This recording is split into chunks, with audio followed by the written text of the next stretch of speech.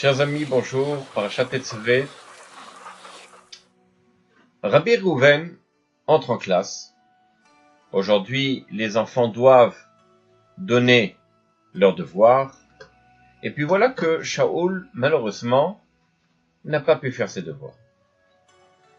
Rabbi Reuven, impatient de voir les copies sur la table, regarde avec des yeux de mitraillette, on va dire comme ça, focalise Shaoul et lui demande « Où est ton travail ?» Shaoul, il savait pas quoi dire. J'ai pas pu faire. Il y a hors de question. Il y avait des devoirs pour aujourd'hui.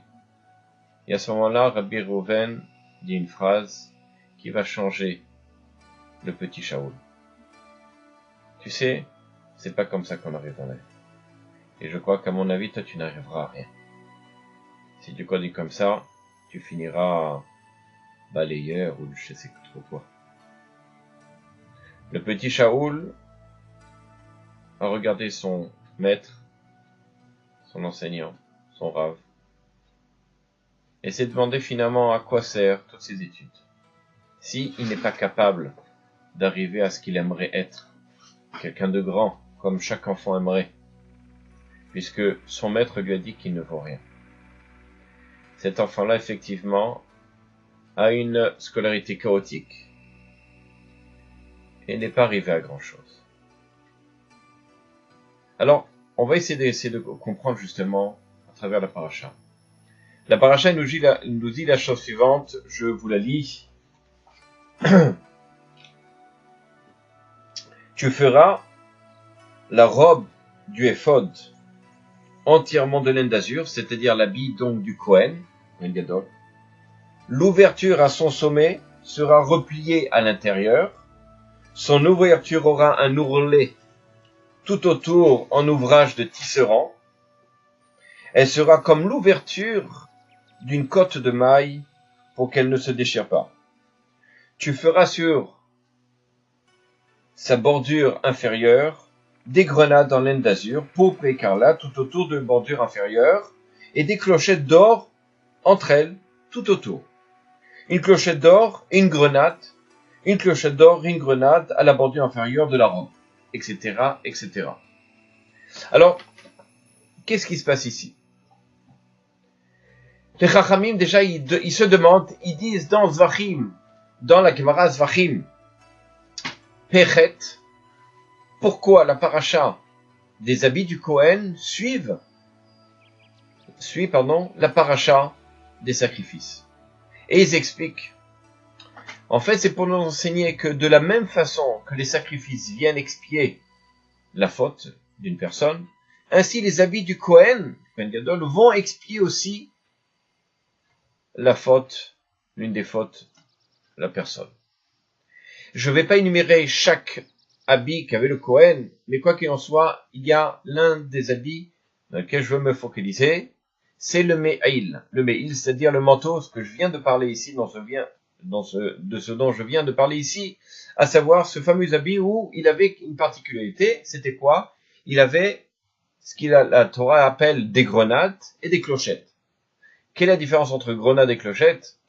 Rachid explique que la clochette, elle avait une languette et donc elle faisait du bruit, et la grenade, c'était rond comme ça, comme un œuf, et elle faisait pas de bruit.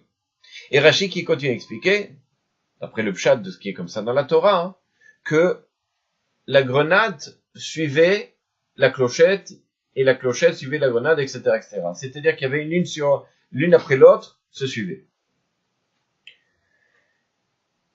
Alors, d'abord, pourquoi des clochettes?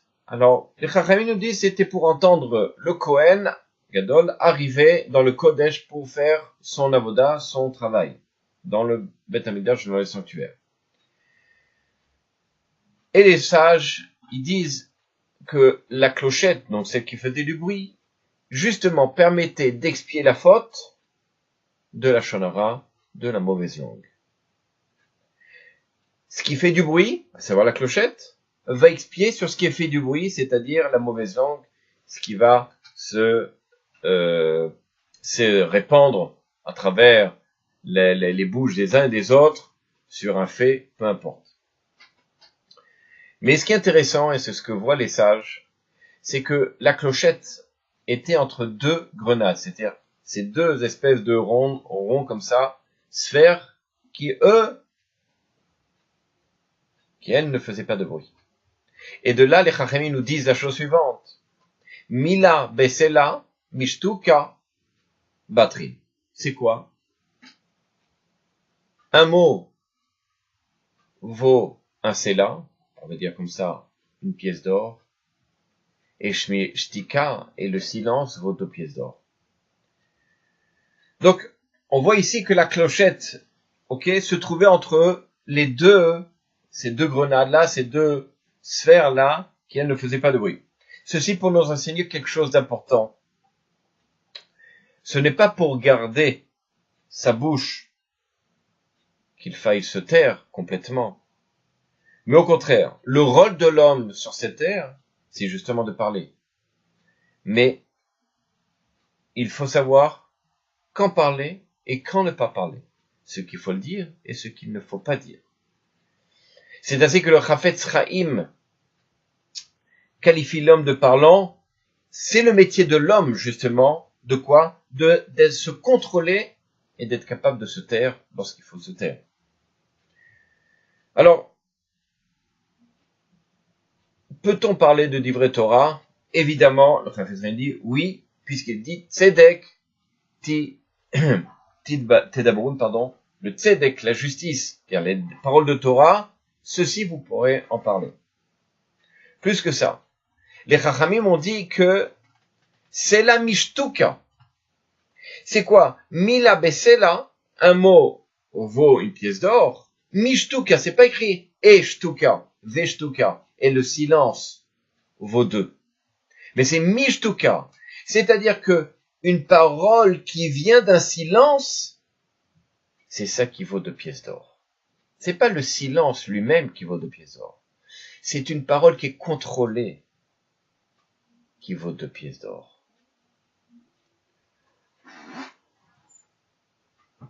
Lorsque l'on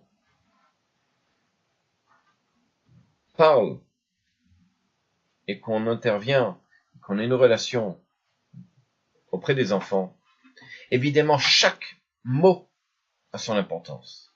Chaque expression, même l'expression du visage, on en parlera, a son importance.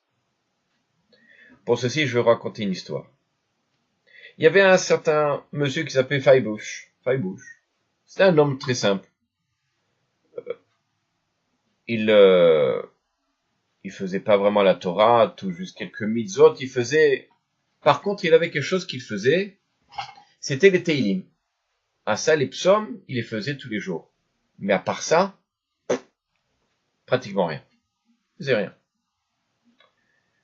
Une fois, le Sanhedrin d'Israël, l'avocat d'Israël, Rabbi Levi Yitzhak ben Berditchov, il lui a dit à cet homme-là, à Faibush, tu sais, tes Teilim à toi sont tellement beaux qu'ils montent jusqu'au ciel et qu'ils ouvrent toutes les portes du ciel. Tellement c'est beau ce que tu dis. Et bien entendu, il a entendu ça. Pour lui, ça a été un choc. Quoi? Moi, qui suis un homme qui fait rien, le grand sage, Rabbi Levi Yitzhak ben Berditchov, il va me dire à moi, comme quoi mes Teilim, ce que je dis, valent quelque chose. Cet homme-là, il travaillait chez un notable, quelqu'un de très important. Et voilà que cette personne-là, ce notable-là, était très, on va dire comme ça, religieux, était très religieux, et il a décidé pour son employé qu'il se convertisse. Et il lui a demandé, tu sais, je veux que tu te convertisses, sinon, alors, ce sera ta fin. Fameux, je lui ai dit, convertir, qu'est-ce que je vais faire? Mais c'est pas possible, mais de toute façon, la vérité, je fais rien. Je fais pas de mitzvot, qu'est-ce que ça va me changer?